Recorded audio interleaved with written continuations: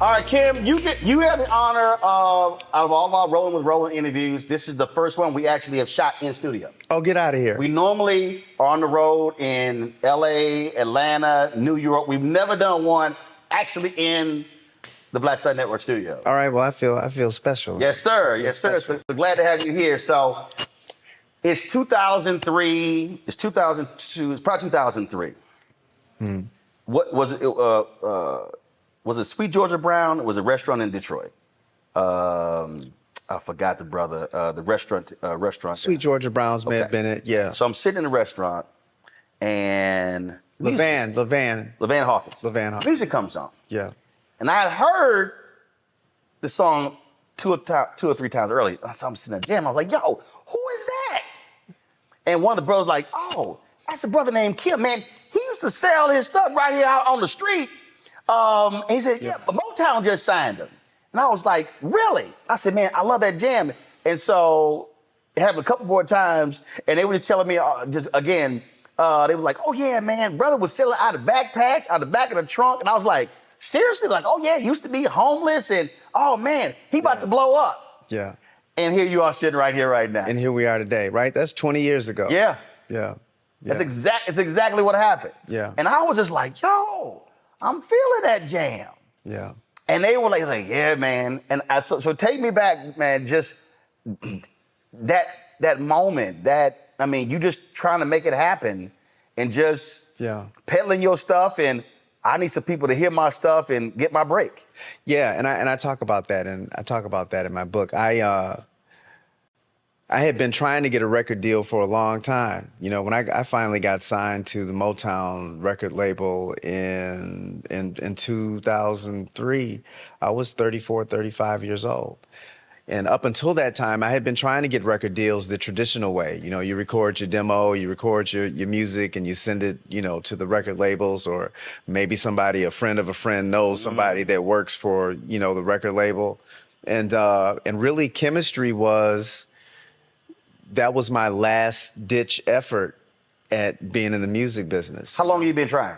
I've been trying since I was a teenager. Wow. You know? And you know, and I'm grateful that it happened when it happened, because I wasn't prepared, you know, as a teenager to embrace all that comes with a career in the music industry. But you're sitting here and you're sending stuff and you're sending in it. Yeah. And were you hearing nothing, or were you hearing, nah, bro, this ain't it? Yeah, I mean, we weren't hearing, we weren't hearing anything. I think a mutual friend, actually, you know what, a mutual friend of, you know, Vivian Chu. Yes. Right? So Vivian Chu actually worked for Polygram. She was representing RJ's latest arrival, who was also out of Detroit, and I had a cameo appearance on one of their albums. So they were working in the studio next to us, and I was 19. I was 18, 19 years old, and she came to look at the, you know, she was there with them, and she came, and you know, we were, you know, making a presentation to her for her to sign, you know, to get us signed, but I wasn't ready. You know, we were a mess. So I had been trying all those years. So Chemistry, it was like, you know what? I'm just going to put this out myself. I mean, it's a broader story than that, but it was like, I'm just going to do this. I'm going to do this myself. You know, I'm going to do this myself. So once, and I always tell people all the time, making the CD, writing the book is one thing. Yeah. Selling it is a whole other thing. Yeah. And so you said, I'm just going to sell it one by one. Yeah. Yeah. And so what were you doing? Just going around different places and... Well, actually, Chemistry, I recorded Chemistry live in Detroit before I went and took it into a studio. I recorded it live, and I didn't like the recording. And so we never put it out. But it got out, right? So people were... How'd that happen? Because people were I recorded it live, and, you know, somebody had a copy of the CD, and they made a copy. That was when, you just just burn it and, like, give somebody a copy of the CD. Yo, check this out. So the record, even though I didn't like the recording, and I didn't, you know, sanction it being released, it got out, and people were vibing to it, right? And I was doing local shows, you know, in Detroit. This particular club, Half Past 3, one night, and like nobody, you know, I didn't know that people were actually listening to the music. but you know, I was always in this club, like performing my original songs. And one night I started performing like Miss You. And when I hit the chords, before I sang, the audience knew the words, right? Because this music had been circulating. But I still wasn't satisfied with the recording. So with that information, I took a business line of credit from that I had manipulated out of American Express. Hopefully that's not illegal. No, remember, Robert Townsend shot his movie with credit cards. Right. Yeah. I mean, they didn't know what I was gonna do with it, but Amex, you might have a new brand ambassador. You know what I'm saying? There you go. Holla at your boy, right? Don't leave home without it. I got you. And I recorded the chemistry CD and went to a studio, recorded it as proper as I knew how to make a record, and the rest is history. So yeah, I was selling them. There was already, so by me getting the response from the audience that night, I knew that there was somebody out there to sell a record to. The reason I think that's so awesome is because the audience always speaks. The audience always speaks. You did not like it. They were like, bruh, we good with all that. It's so like, it's so like there were all those Prince songs he had in his, that he never released, that Warner Brothers later released, I think called the B-side. Yeah. And like, I love his song, It's About That Walk. And he never liked, his whole deal is, I don't ever want those songs released. And I'm like, that's banging. So the audience is like, look, man, we ain't into all the pure stuff. Right. We vibing with this. Right. That's why I think that's an awesome story, because the public spoke. The people know, and that's the model. You know, I think that's a model for any business. That's a lesson in entrepreneurship, right? It's like, if you take it to the people. If the people dig you, industry will follow. Don't matter. And see, this is pre-social media. Right. So literally that burning and passing around is how we, cassette tapes and all this sort of stuff like that. That is what happened. So now, you got folks who I don't need a record deal. They're on Vimeo, they're on YouTube, they're on the platforms, not even needing that, because they're like, I don't need your validation. At the end of the day, the record label is sort of like the same thing with the TV game. Mm-hmm. You're waiting for somebody to say, yes, it's now okay. Yeah. And your audience was like, yeah, it's good. Yeah, it's good. Now roll with it. Yep. So we've been, 8 months after we released it on my own label, Chemistry Records. I was sitting down with Kadar Massenberg over at Motown, and the rest is history, as it So were. when you're sitting there, and you've been sitting there trying for 15 years, did you sit here and go, okay, this thing is actually happening? Yeah. So you sign, but sign don't mean you about to blow. There's a whole bunch of people who got signed who didn't do anything. Right. That's when the real work began. That's when the real work. I mean, but Roland, it was good. It was good before I got signed. Right. The record label is able to take the project somewhere else and move it, and you have the infrastructure for radio and all of that. We were on the radio, but we didn't have the infrastructure to be nationwide. But dude, I sold 17,000 CDs on my own at $10 a pop. Not by myself. I had a great team. My manager then, Toya Hankins, was a great, Toya, she was a great partner, a great collaborator. But 10 times 17,000 is $170,000. So it was okay. You ain't got to explain to me. Right, I published 5 books. Right. So it's like, people like, man, you published the book. I was like, this is the 3rd printing. We moved 15,000. 15,000 times $12.95. Yeah. So we were, if I had never signed, we were in a pretty good place, just on the audience in Detroit, some in DC, some in Chicago. But the label allowed me to the territory to build, grow, and expand. Absolutely. Yeah. So and to your point, yes, it was a very transformative, experience. When I signed my deal, I was scared to death. The thing why I think it was, again, as somebody who was sitting in this restaurant going, yo, man, that is, because it was just, what are the ears here? Yeah. The reason I thought it was so perfect, because chemistry hit for me at the right time because of what was not in the marketplace. Right. And it was just totally different. It wasn't people early on were like, oh, this is like Al Jarreau. It wasn't old school jazz. It wasn't smooth jazz. It wasn't contemporary R&B. It literally was. It was to me a throwback to the balladeers, the Billy Ecksteins of the world. And at that moment in music, there was nobody who was really in that space doing it. Yeah. I would agree with that. And and we really, made an art out of walking the line between jazz and R&B. And I'm grateful to Al Jarreau. Al helped us sell a lot of records in the beginning because people thought it was him. Yeah. And so he helped with my discovery, so to speak. And and I'm grateful for that. Absolutely. Yeah. Absolutely.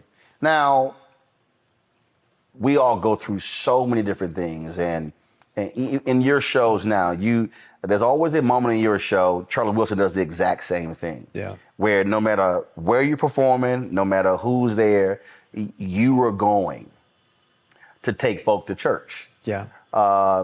And you really make it clear to people what you've endured, what you have been through, and you want every single one of those audiences to know and understand that you're just not seeing a dude up here on stage and it all happened and everything was perfect. Right. And and I've been doing that since the beginning. And actually, the seeds and the foundation for the work that I'm doing today was really founded upon the idea that I could use this platform, as really if I could be so bold to say it's like a secular ministry, right? Yeah. It's like I'm a secular artist, and I look at what I do as ministry. The music that you all hear comes from the culmination of all of these things that I talk about in the book. Look, somebody came to me one day and they said, "Oh man, you really need to be preaching." I said, "No, that's never gonna happen." They were like, "What do you mean?" I said, "Well, one day I was actually in prayer, and God said, I got enough people preaching.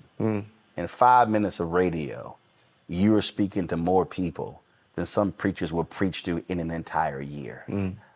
I need you exactly where you are." And that's really it. You don't know who is showing up at your show. You don't know who is sitting there, what they're going through, what they've gone through, what they're dealing with at that very moment. Right. And so there were more people who were at your show at Constitution Hall or those 3 shows than at most churches in a weekend. Right. So you can actually touch folk in a way other people cannot. That is using your gifts for his glory. Yeah, for sure. Yeah, and that's exactly the way that I see it, and grateful that I have an opportunity to be used in this way. Have you had folks in the past who were like, "Yo, Kim, say, bro, we don't need the God stuff in the show"? Yeah. I mean, all the time. There's been pushback, from a small segment of the community, a small segment. Hey man, they calling right now. Professional. No, that's not. Look, when the wife calls, Mom and when the wife calls, you know. Wait a minute. The phone is on silent except when Mama calls. Oh, there you go. I got you. That's the one you got to take. Yeah, when Mama calls, it's like okay, or like real Mama, right. Who's going through some health issues, but it's all good. So we talk about as a small cadre of folk. Yeah, we came to hear, we want to hear love calls. We didn't come to hear you talk. We didn't come to hear you preach, and that's okay. I feel like, I've been doing this for 2 decades, so ain't nobody pulled the rug up from under us yet. So I guess I'm doing what I'm supposed to be doing. See, that reminds me of so Tyler Perry had a development deal with ABC, and so some executives sent a few notes. Hey, there's too many Jesuses, being mentioned. Can we pull back on the Jesus and the God references? Right. And he's like, okay. How about there not be a show? Right. And literally bounced. And he was like, if someone tells me I can't say God or Jesus, I cannot be in business with them. Right. And walked away from the deal. Yeah, and that was one of my party lines. It's like, dude, you say that I'm messing up the show doing that. I'm like, dude, there would be no show Right. without, my faith is that's why we're sitting here right now, is because of that. It's the most important thing about me, and so I have no shame in sharing, particularly now in these days that we're living in, where we've got, I don't know, and just in this year alone, you probably know the answer, 119, 190, mass shootings or whatever that number is. Yeah, we're approaching 200. One is too many. We're approaching 200. But I mean, it's over, and coming through the pandemic, which I believe was just a test drive, it's just all this stuff going on. So, I have to stay grounded in my faith, and I want to infect people with that, so they have something to hold on to, something to hold on to as we're going through these vicissitudes of life, as a people and as a nation, and as fathers and mothers and parents, and so it's like, I think that's the most important work that we can do. Well, it's also, I think it's also important for the public to understand that when you see someone where they are today, that's not, as Paul Harvey would say, there is the rest of the story. Yeah, I use the example all the time. People love to talk about Bishop T.D. Jakes today. Yeah. But nobody want to talk about when he was digging ditches. Yeah.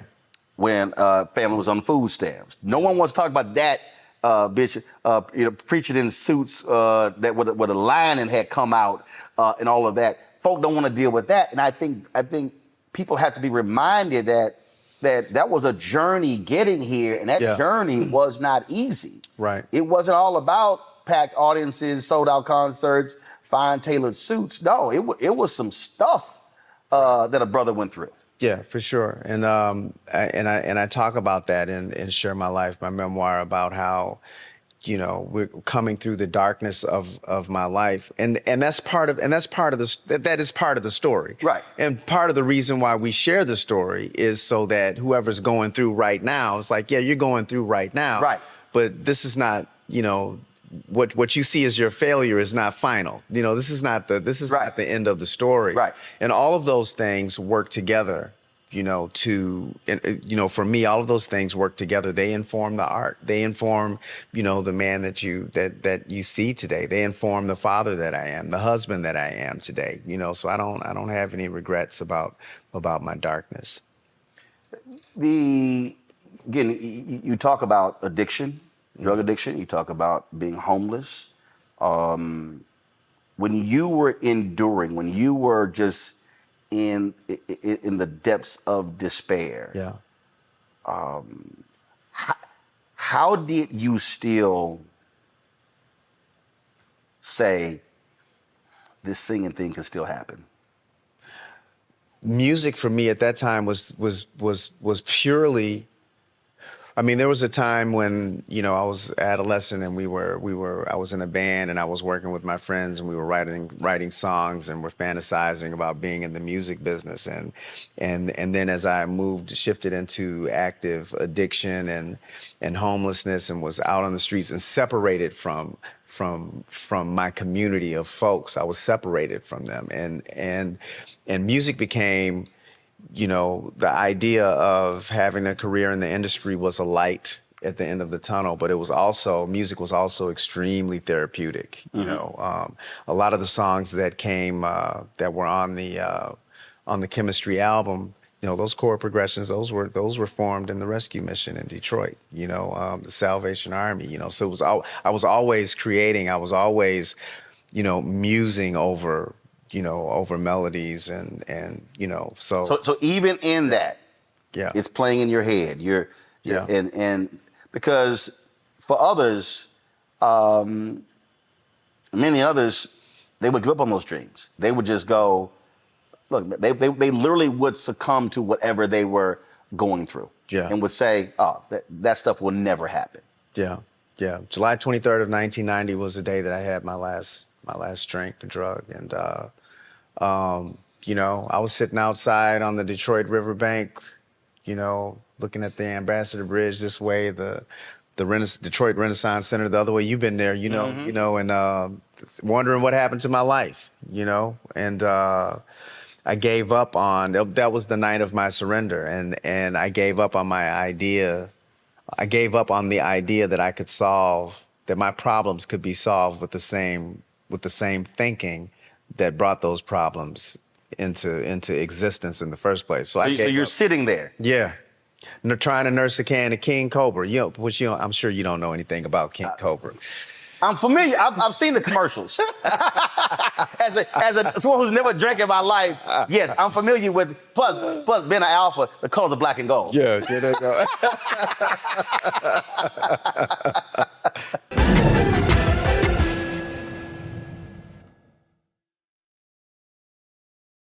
Hi, I'm Isaac Hayes III, founder and CEO of Fanbase. Fanbase is a free-to-download, free-to-use, next-generation social media platform that allows anyone to have followers and subscribers on the same page. Fanbase was built through investment dollars from equity crowdfunding from the Jobs Act. People just like you help build Fanbase, and we're looking for more people to help build Fanbase. We are currently raising $17 million in a Regulation A crowdfund on StartEngine. We've already crossed $2.1 million, but we're looking to raise more capital from people just like you that deserve the opportunity to invest in early stage startups without having to be accredited investors. So right now, I'd like you to go to startengine.com/fanbase and invest. The minimum to invest is $399. That gets you 60 shares of stock in Fanbase right now, today. And then use Fanbase to connect with friends, grow your audience, and be you without limits.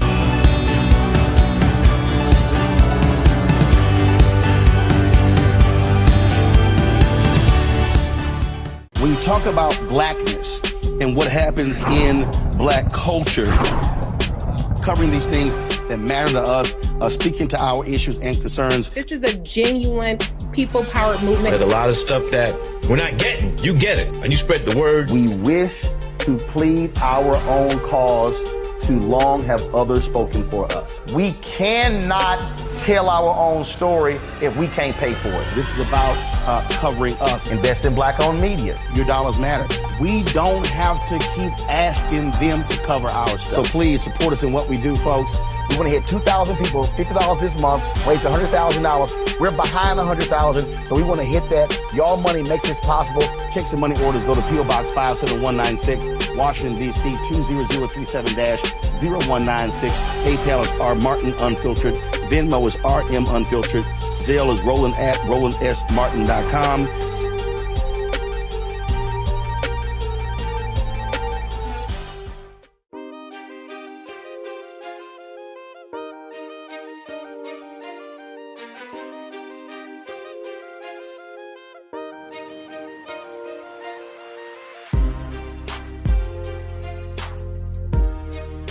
So you're sitting there. Yeah. And what did it just? Was it a voice? Did it just hit you, or? I was just tired. I was tired, which didn't mean that like I got up the next. Which didn't mean that like that was the night of my last drink. But it didn't mean that I had a plan or I knew what to do. In fact, it was the exact opposite. I didn't know what to do, and that's. But you knew. I can't pick that up. I came to a place where I could no longer see living with drugs and alcohol or living without them. What am I going to do about that? I don't know. I don't know what to do about that. Right? So when I could admit that I didn't know what to do about that. But I don't know what to do about that when I keep repeating the dude. There's an ad when the student is ready, the teacher appears. I don't know what to do about that. And God is like, "Are you done?" So you're done now, right? And then literally, like the heavens are around the conference table, like he's done. Like you done? I think he's done. Are you done? Like, can I do this now? Right. You know. You finished doing it? Exactly. It's sort of like when you go through divorce. Yeah. I remember. I stopped praying because I was married previously for 6 years. I stopped praying for God to save the marriage. And I said, God, just open my eyes to see, ears to hear. Yeah. And it was like, I'll take it from here. Yeah. Because we really think we can fix it. Yeah. We really think that we are in such control that we can think our way through it. We can figure it out. When in reality, we need to have that source to call upon and literally surrender. Yeah. Yeah. And I think that is the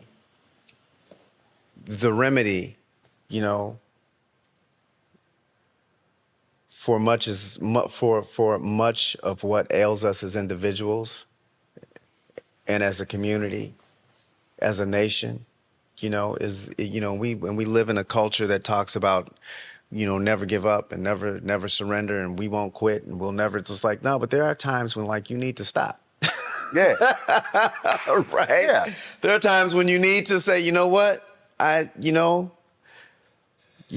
I don't need to be in charge. Well, it's like when you said you were tired. Yeah. I mean, when you have gotten to the point of, like, I've pushed myself to exhaustion 3 times. Yeah. And literally, it will knock you on your ass and go, you done now? Right. And you literally, you can't do anything. You're just, and that is surrender. Yeah. And that's really what it is. Absolutely. So you're physically tired. You were like, I'm tired of living like this. Yeah. This ain't it. Yeah. It's got to be something else. Got to be a better way to live. So when July 24th hits, and then 25th and 26th, what are you seeing and experiencing? And did it provide clarity to go, oh, and did things begin to form and fall in place? Did you begin to see differently? Well, no, the healing doesn't take place overnight, Right. You know, and I remember hearing that when I first went into recovery. Like, it took you however long it took you to get to this place, and it's going to take you some time to unwind, you know, this ball of twisted yarn that you've, you know, been working on for all of these years. So it took time. It wasn't overnight. I stopped the physical act of putting I stopped the physical act of self-medicating. Right? I stopped that. I didn't take a drink and I didn't, you know, smoke any weed or do any drugs, but the mindset to take that out a day at a time, you know, day after day, week after week, month after month, year after year, to where now I sit with 30 years, with over, 32 coming up, I guess, on 33 years of sobriety. You know, that mindset, that's something that has to be cultivated and and maintained, you know. It's an ongoing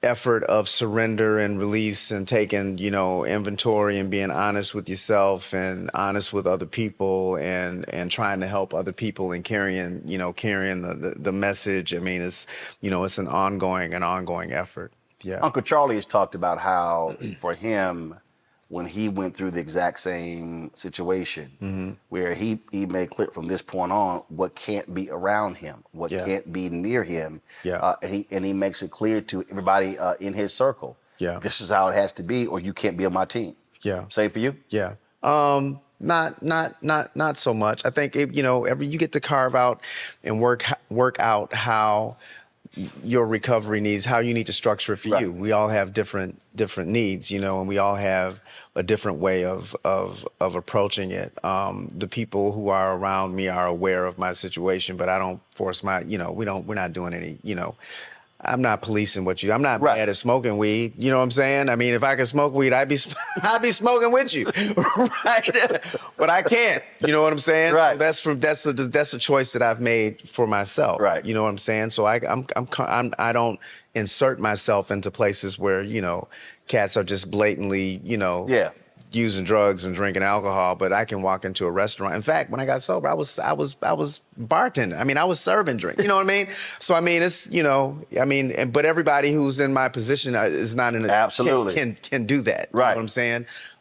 So it, I keep thinking that scene out of the movie Flight with Denzel. right, Flight, and that's perfect. You're right. When that door was open, that refrigerator, he heard that refrigerator and was like, and the next thing we know, it was all over. It was all over. I surround myself with good people, and you know, and I do the things that are necessary to maintain my recovery every day. You know, it's on me. It ain't on y'all. Yeah.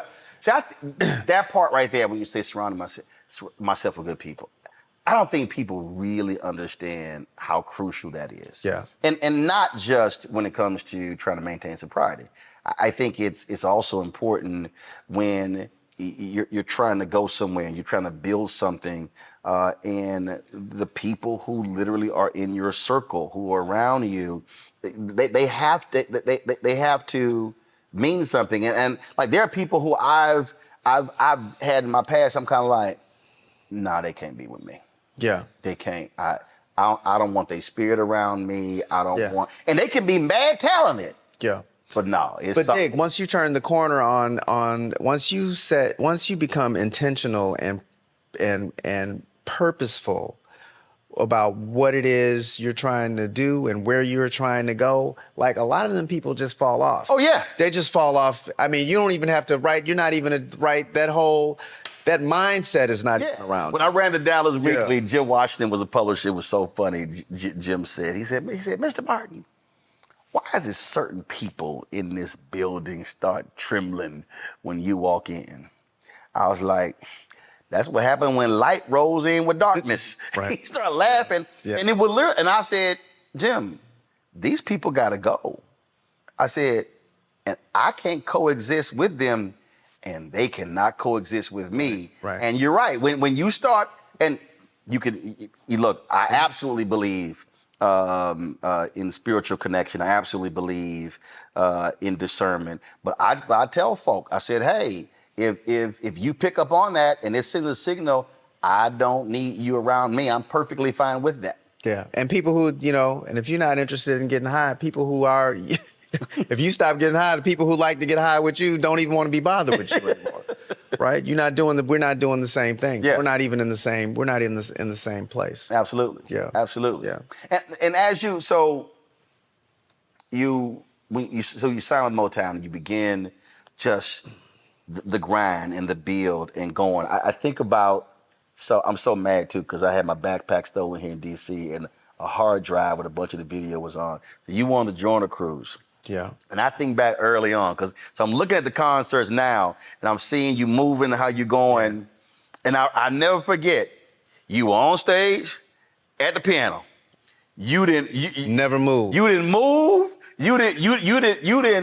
You stayed right there. And I couldn't move, right? Because those songs, and that speaks to the heart of, you know, the way that I write and the way that I've made music, the way that I make music, is that it's all me and the keyboard. So there was no other keyboard. If I got up, there was nobody who was playing, right?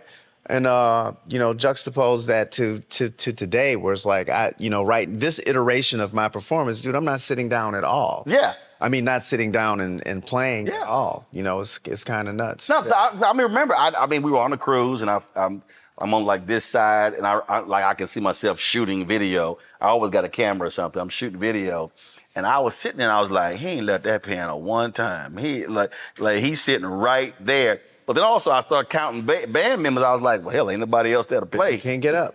You know, I'm holding it down. You know, yeah. Absolutely.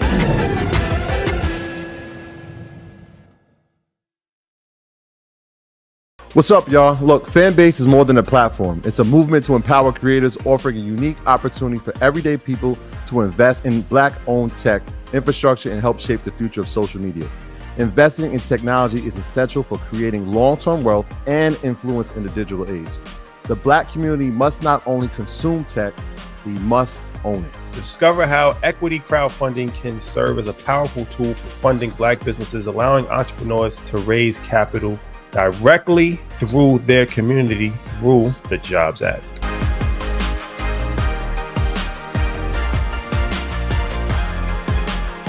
When you talk about Blackness, and what happens in black culture, covering these things that matter to us, speaking to our issues and concerns. This is a genuine people-powered movement. There's a lot of stuff that we're not getting. You get it, and you spread the word. We wish to plead our own cause. Too long have others spoken for us. We cannot tell our own story if we can't pay for it. This is about covering us. Invest in black-owned media. Your dollars matter. We don't have to keep asking them to cover our stuff. So please support us in what we do, folks.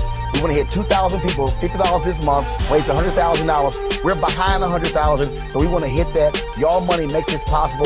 Checks and money orders go to P.O. Box 57196, Washington, D.C. 20037-0196. PayPal is R Martin Unfiltered. Venmo is RM Unfiltered. Zelle is Roland at RolandSMartin.com.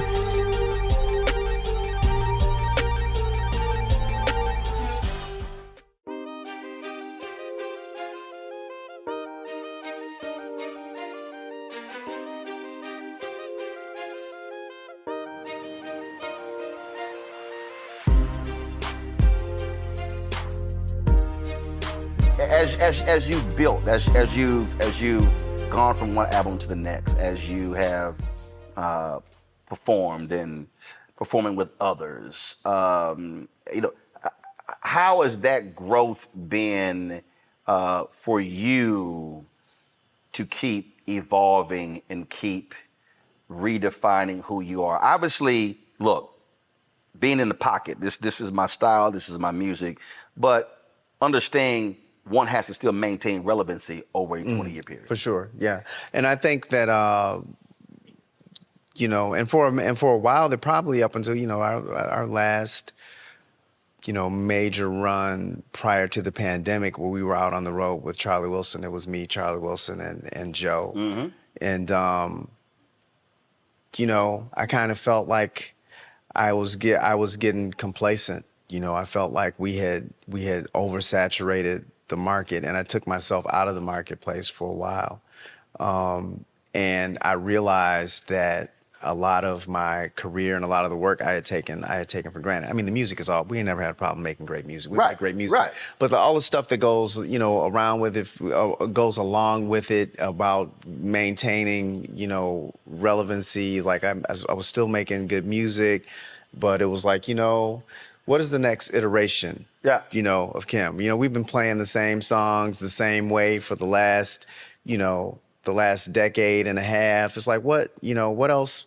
I started to feel like is this all that there is? And if you wanted to, you could just stay right there. And we could have stayed there and done show, and it could have just been like that, and we, you know what you're going to get when you come to a Kim show and it's this. It's like, but how do I want to continue to get better. Because I remember I was in Houston. I left the Breakfast Club. I remember I FaceTimed you. And I was like, yo, man, when the new stuff coming out? You were like, we working on it. Yeah. And we working on it. I think when Maxwell stepped away, it was like for 8 years. Yeah. And he was like, I need to step away. Yeah. To come out with something I need to go through some stuff, go through some life experiences that will then help me create what it is I want to do next. Yeah, yeah. So we went a long way towards, collaborating with some folks. And everything always starts with the Kim song. It's like it starts with me. I think that has really been key. It's been instrumental to longevity, is that, I came in not sounding like anybody else. I should continue to not sound like anybody else. Right. You know what I'm saying? But there were places where I saw that, we could do a remix, with Wiz Khalifa, on a song that was already a number one for 7 or 8 weeks. Trip. Ahead of me, right? Kim and Snoop Dogg? Yep, Kim and Snoop downtown. We got Rick Ross on the record. There were collaborations that made sense. Revamping the show. Revamping the way that I present myself on stage and working behind the scenes with choreographers and the visual. all of that. So to maintain relevancy and still be at the top of my game. I don't want to do this if I'm not at the top of my game. you know, I don't want to do this if I'm not continuing to grow, if I'm not continuing to, you know, to evolve. Then there's no point in doing that. What do you make of, because I've seen you open, I've seen you close. Yeah. And there are a lot of folk who they trip when it comes to that. Yeah. And I've seen some artists, no, I absolutely have to close. Yeah. Lionel Richie told me when B.B. King passed away, I interviewed Lionel Richie and he said they were like here in D.C. and it was B.B. King, the Commodores, and Earth, Wind, and Fire. Commodores, Earth, Wind, and Fire were banging out hits. And they were arguing about who was going to close. Yeah. So who was going to go first and second. And BB was like, hey, guys, listen, I checked, it's an early flight that gets me back to Memphis. So why not go ahead and go out, do my thing, and then y'all can figure it out. So they were like, all right, bet. He said BB rolls out there with his little amp and just destroys the stage. Right. He said, then there was argument, who the hell gonna have to follow him? Right. He said, because then it was like, I ain't trying to go behind that. Right. And he said, BB's whole deal was, it don't matter when I go on that stage. Right. I'm gonna do what I do, and I'm gonna kill it. Yeah, and I pretty much feel the same way. You know, I feel I want to be able to hold my own behind or before anybody. I will say though that I don't like when you know, there are rare occasions where they want to, you know, like we did Tom Joyner with Earth, Wind, and Fire, you know, one year, and we performed for 2 nights. So the first night it was me before them, and the second night it was them before me, and I headlined. And I'm like, dude, I don't like, and I give my charge to my team. It's like I don't like going on behind a legacy artist, just respectfully. Not because I'm not gonna kill Earth, Wind, and Fire. One, I don't want to go on behind Earth, Wind, and Fire anyway. You know what I'm saying? Right. But just out of respect, it's like, dude, let them, you know. But the business side of it is you're also looking at Polestar, you're looking at who's gonna, you know, the headliners, who's gonna make those numbers, what is, you know, and you want your numbers to look a certain way. Mm-hmm. But actually, dude, if you're gonna pay me the same money and I go on first and perform for less time and I can go home and I can go back to the hotel before they stop serving chicken wings and room service, you know, sign me up for that one, you know. That was a comedian. He said the same thing. He was like, listen, it's 5 people on the bill. We all getting 20 minutes. I don't care what my 20 is. Yeah. He said the 20-minute money gonna be the same. He said, so 1, 2, 3, 4, 5, it don't matter. Right. Yeah, I would concur with that. Yeah. I love to ask this question to artists because as somebody who reads history and who's read so many different books, I love reading Dream Boogie about Sam Cooke, how when they had the Soul Stirrers and they would tour these other gospel acts and they would go at it. They would be like, yo, we gonna kill y'all tonight. Yeah. And how just that fierce competition just really just drove them. And then Motown, you could have a #1 hit, but last night's show, yeah, sorry Marvin, Smoke and the Miracles killed it. Yeah. So they closed it and not you. And so Bear Gordy said he used to drive Marvin Gaye crazy, but he was like, yo, I got #1 song. And like, last night they destroyed you in this city, so they closed in the next city. Right. Is there an artist that it's not? I don't see this competition, but that if you on the same bill with them, that they would really absolutely bring out the best in you because of just who they are. No, I always bring the best of myself to every performance. Oh, I got that. Right. So when I get on stage, dude, I don't compare myself to anybody. The only person I'm comparing myself to is to what I did the night before. Okay. You know what I'm saying? I don't trip on that because everybody gets a turn. Everybody gets a turn to have a bad night. You know what I'm saying? Right. Everybody gets a turn. So it's like I don't even play that game with myself. All right. So if that was a versus, who does Kim want to be in the versus with? That's not even up to me to decide. Oh, but Look, I'm not scared of nobody. No, but I'm saying it's like, okay, so Usher said the killer verses would be him and Chris Brown. Yeah. I asked Wayne Brady. Wayne Brady said, "Oh, absolutely. I would love to be me and Jamie Foxx doing what we do." Yeah. Yeah. He said it'd be awesome for the audience. So who would it be? Kim and who? That would be just amazing for the audience to witness. Yeah. Because when Earth, Wind, and Fire, the Isley Brothers did it, that was just amazing. The stories and the song was amazing. Yeah. I don't. So who Kim wants to sit across with? I don't. You get to pick. No, I don't have a name to put in that hat. It don't matter to me. But there's somebody okay, all right. Is there somebody who you greatly respect who you like to do it with? I'll ask it that way. No, there's not a name that I would put in that hat. What do you think? So you the instigator, be trying to. No, it's not. This is a guy to be on the playground trying to get people to fight. Ooh, he said your mama. No, it's not. No, it's not. Look, like it's like I've been asked the question who I would love if I'm debating on television. Who would I love to go? Who would you love to? I've said it before. The person who is a trip conservative SC Cup. She's an atheist. Yeah. But got a degree in religion, which I still think is hilarious.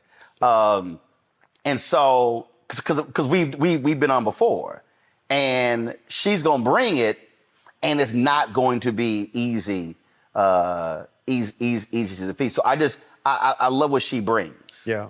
And so I was like, yeah, I said that would be it. I respect that. Yeah. Yeah. So I'm trying to think who, if there was a, you know what? And if you think of it, then you call me and let me know. Eric Benet. Okay. I think again. That's interesting. I haven't heard that. I've listened to, I got all your music. Yeah. I got nearly all his music. Yeah. And I look at styles. I look at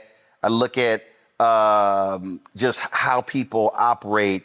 I think for the audience that would be a really interesting. That is interesting. And I love Eric's stuff, man. I love him, and yeah, that would be dope. I have a lot of respect for Eric. Yeah. Yeah. Because right now, as I said earlier, in this space that we're in. How radio is, and totally drives me crazy. Just the limited space for certain type of artists. Yeah. I mean, everything is if it's hip hop, if it's pop, and if you grown, other than smooth jazz station or something like that, it's just a very difficult space. Right. Which like Gerald Albright. Good Alpha brother, we were talking and how he's done. He's like, so he's taking over his own label, controlling his own music, doing his own thing, because he didn't want to get having somebody else sort of be in control and being at the mercy of what all you hear on typically what's on radio. Yeah. And I think I also think that's why social is so great now, because there's no barrier now between you and your fan base. Right. And so you can keep doing you, and your fans are still going to be there. Right. You're not dependent upon that other machine out there to have to drive who hears your stuff. Yeah, that's true. Like we have your fan base. My people have access to me directly, through social media, and that's a wonderful thing to be able to share with them and give them, a peek behind the curtain of my personal and professional life has really been one of the blessings of social media.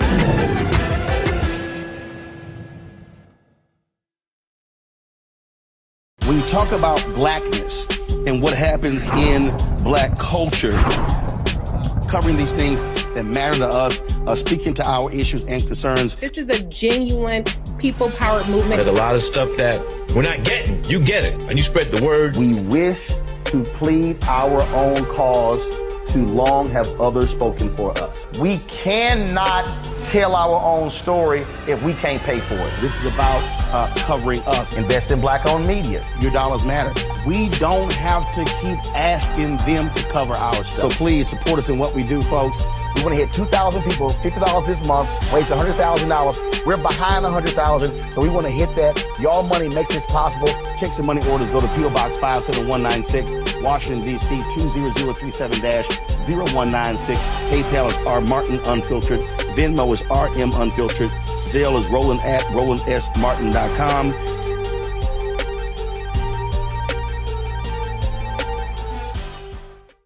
Hi, I'm Isaac Hayes III, founder and CEO of Fanbase. Fanbase is a free-to-download, free-to-use, next-generation social media platform that allows anyone to have followers and subscribers on the same page. Fanbase was built through investment dollars from equity crowdfunding from the Jobs Act. People just like you help build Fanbase, and we're looking for more people to help build Fanbase. We are currently raising $17 million in a Regulation A crowdfund on StartEngine. We've already crossed $2.1 million, but we're looking to raise more capital from people just like you that deserve the opportunity to invest in early stage startups without having to be accredited investors. So right now, I'd like you to go to startengine.com/fanbase and invest. The minimum to invest is $399. That gets you 60 shares of stock in Fanbase right now, today. And then use Fanbase to connect with friends, grow your audience, and be you without limits.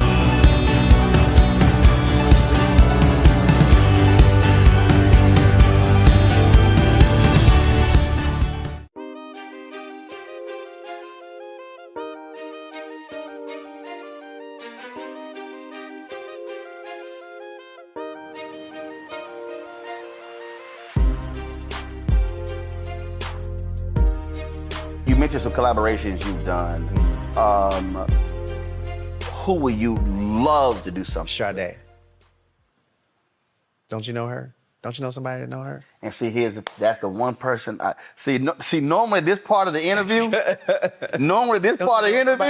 I can pick the phone up and literally call that person direct. Somebody got to know somebody. Bruh, when I interviewed Frankie Beverly, Frankie said they were that he was his was Sade. Yeah. And he said they were that close. That's funny. To consummating a tour with Sade. Well, I need to call Frankie then. And he said it never happened. Yeah. But yeah. That would be the move. There've been several folk, her name comes up. She's so elusive that would be a tour. Yeah, Murder, She Wrote. That would be This is Murder, She Wrote. that would be a collaboration. Yeah, or just a record. We don't have to tour. I'd love to tour. But why? What is it about? It's just a record, huh? What is it about her? What is it about? What is it about her that why you named her? I think that, that particularly with my earlier stuff and like with really what my vibe is that, if I there's a part of me is that feels like the male counterpart musically, to Sade. It's like that vibe. It's that music that you put on and you ride to it, or you clean the house to it, or you make love to it, or you know what I mean? Mm-hmm. And your kids can listen to it. Yep. Your kids are vibing with it, just classic, elegant, top shelf, well-written, poignant lyrics, it's complex. The music is complex, but it's simple. Right, complex. Yep. It's simple. You know what I mean? It's not a whole lot of stuff. Everything in the music, everything in the show, it means something. Yeah. See, I love how Sade can come out and then disappear. Right.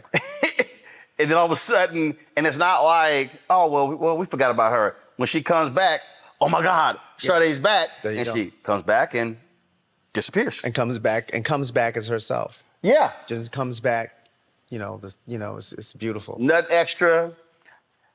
Look don't change, not coming out. Yeah. Clothes in the hair is like, okay, I'm back. Yeah. I'm gonna do what I do. Yeah. So put that word out. Come on, girl. Yeah, that's right. Look, hold on. Look, which camera? What One camera right was here? that? Is this one right here? Come on, girl. Look right to that camera right there.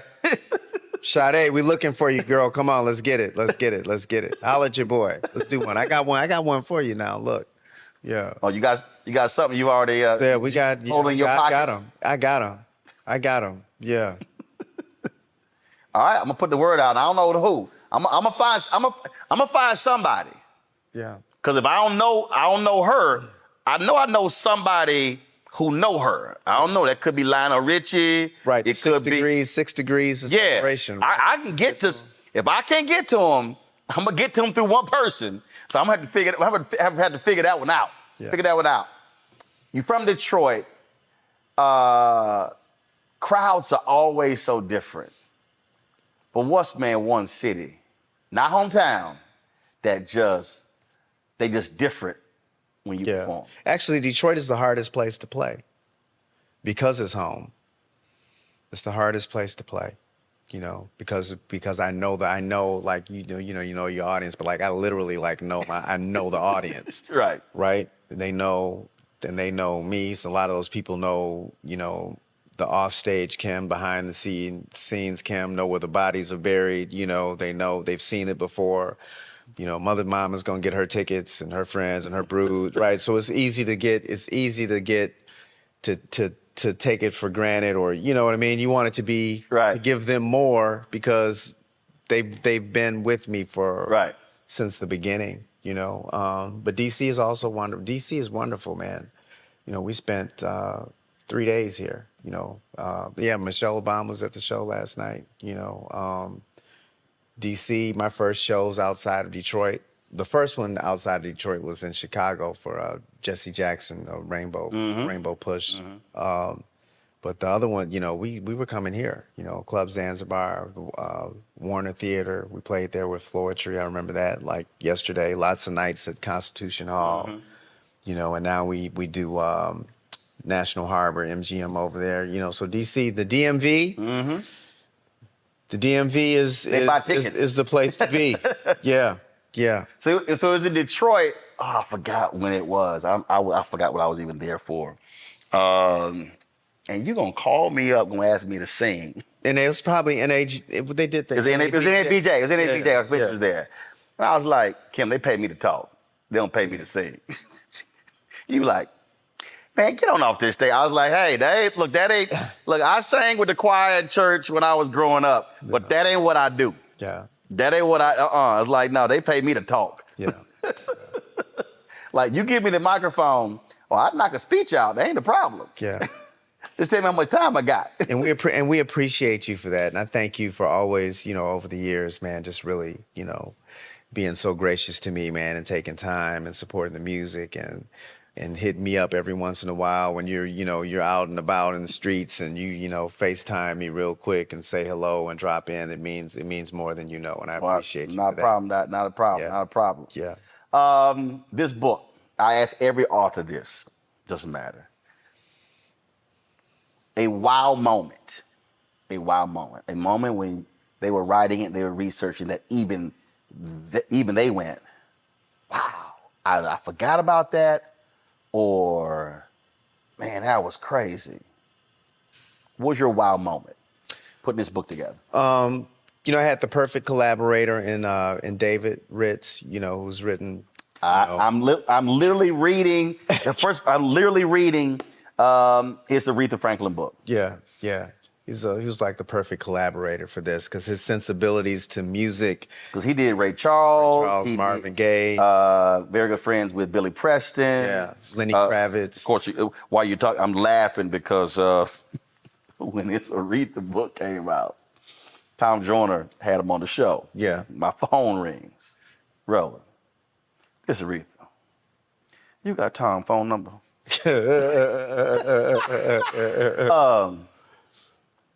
You got Steve Harvey's and Yolanda Adams' phone number. Yeah. I don't want him on anybody's show. Yeah. And I'm sitting there like, okay, I'm trying, like, I know all these people, but he is the queen calling. Yeah. I mean, yeah.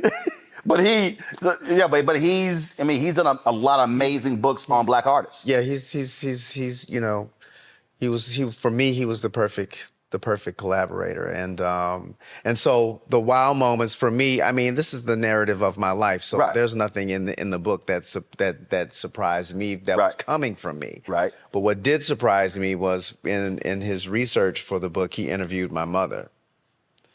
And my mother told him things that I had no idea. So they were like there's a lot of stuff that's not in the book, right? And my mother told him things that like I was just blown away. You didn't know he was going to interview your mama?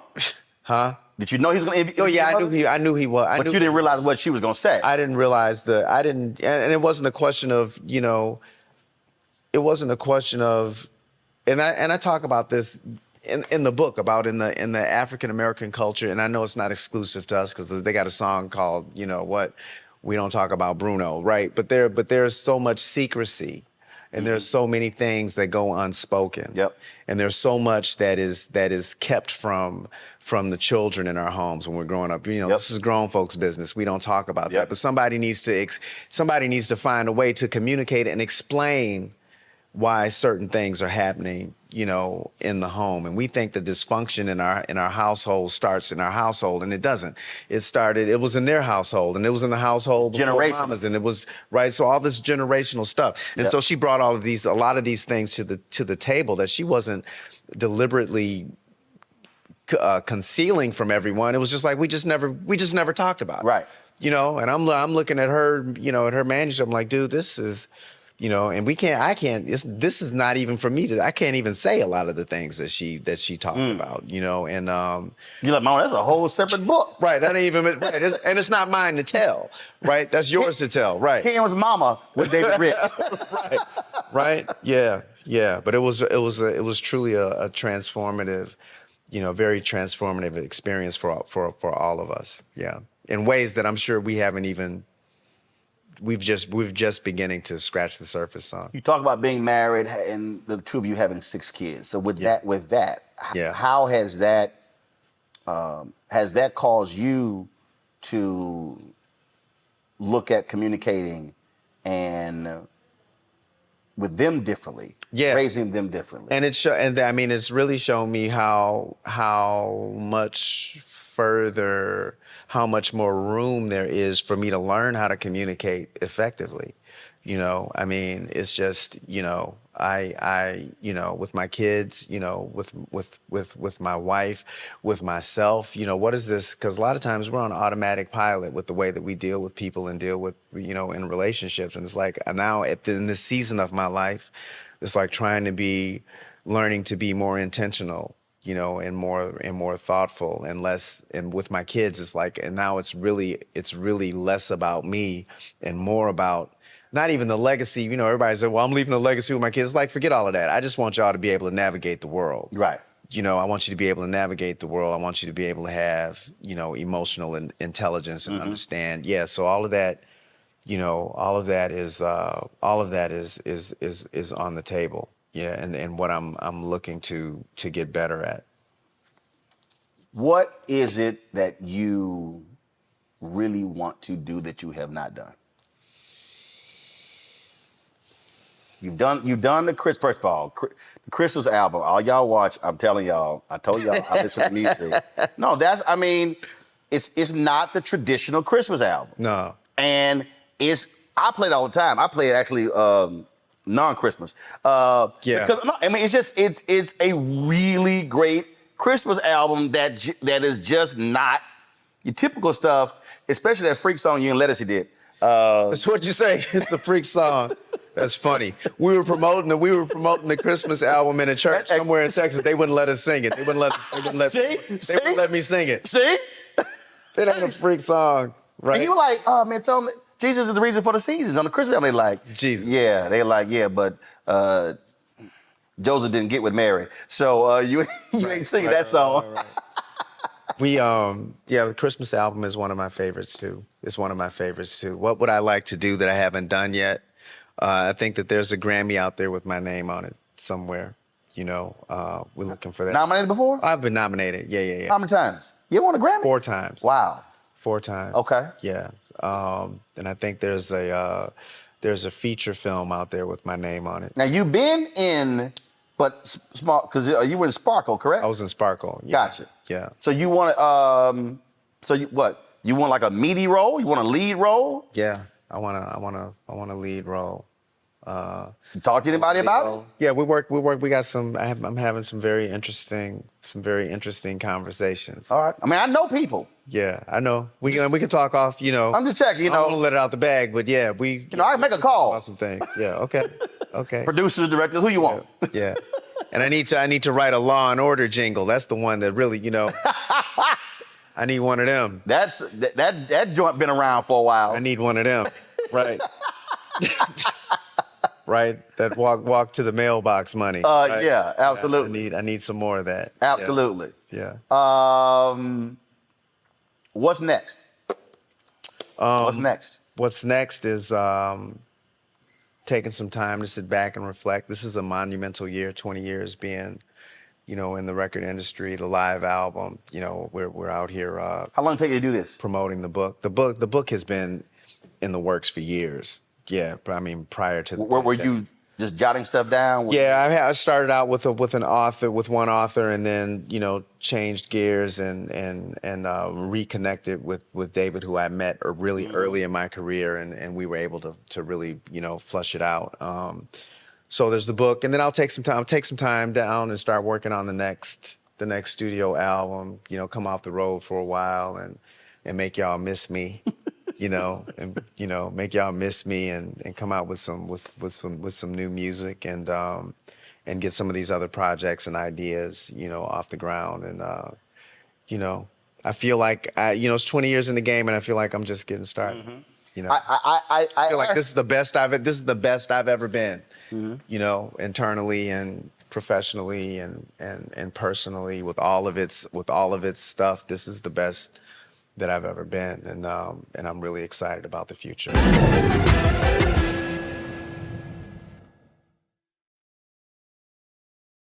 Hi, I'm Isaac Hayes III, founder and CEO of Fanbase.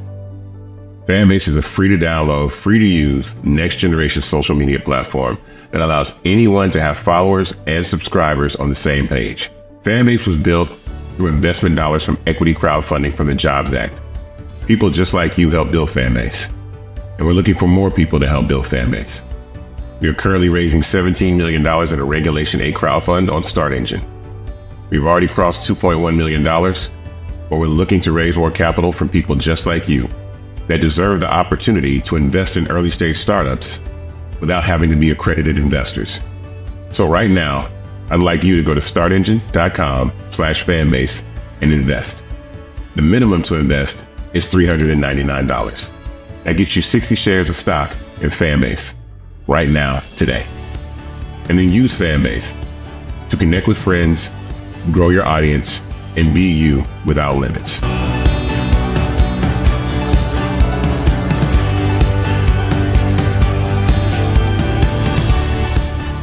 Folks, Black Star Network is here. I'm real revolutionary right now. Support this man, Black Media. He makes sure that our stories are told. Thank you for being the voice of Black America, Roland. Stay black. I love y'all. All momentum we have now, we have to keep this going. The video looks phenomenal. See, there's a difference between Black Star Network and Black-owned media and something like CNN. You can't be Black-owned media and be scared. It's time to be smart. Bring your eyeballs home. You dig?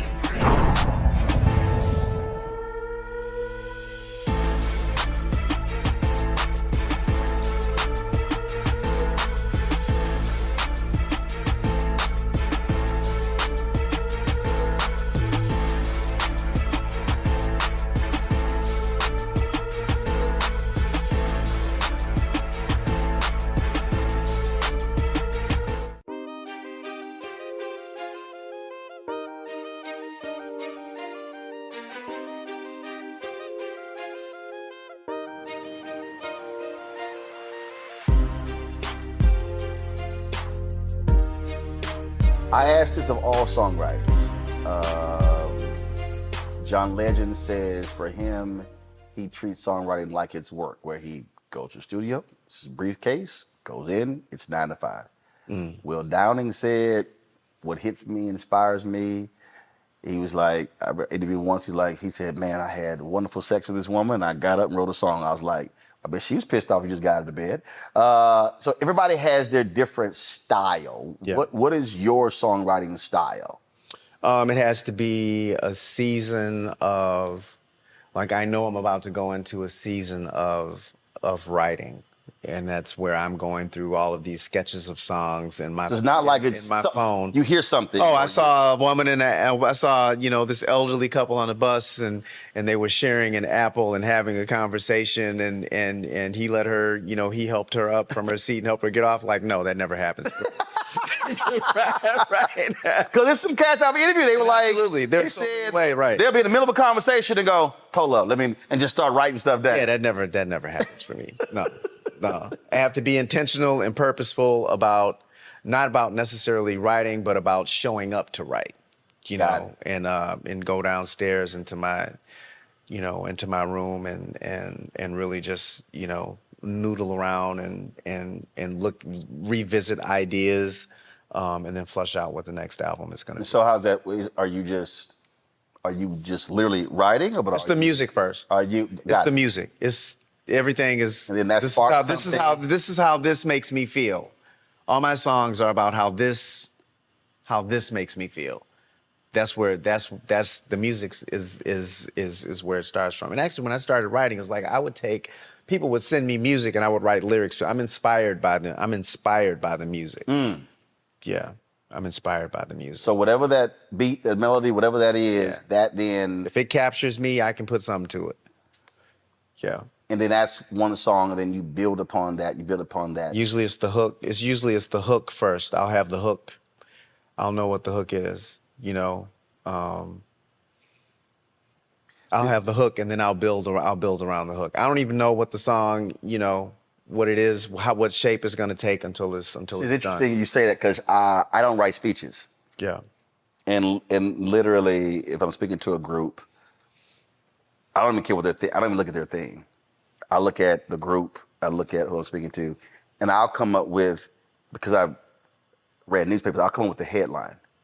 So basically the name of the speech. Mm-hmm. And I'll come up with the name of the speech, and I'll literally start, I don't write anything down. Mm-hmm. Once I have that, everything else just flows. Right. Doesn't even matter what, and it's interesting because I've always said, first of all, writing is like music, it's rhythm. Like you read a great book, like you're reading it and you're just breezing through it. It's like listening to a great song. Mm-hmm. Listening to a horrible song is like reading a horrible book. You can, I'm serious, you can read a book and you and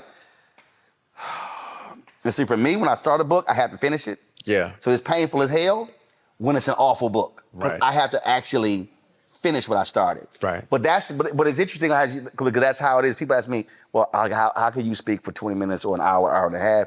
And it literally just starts with I come up with the title, and everything else flows from there. Start with the hook and work backwards. Yeah. And are you physically writing, or are you talking to a recorder? I am talking into I'm talking into a recorder. But when I'm done, I write it all down. Got it. And by hand. I write it down by hand, and I'll eventually type it into the thing, but I write it. I like to write on a legal pad and write it and see it, and turn the pages and all that stuff. What was the absolute easiest song that flowed out of you? The easiest would have been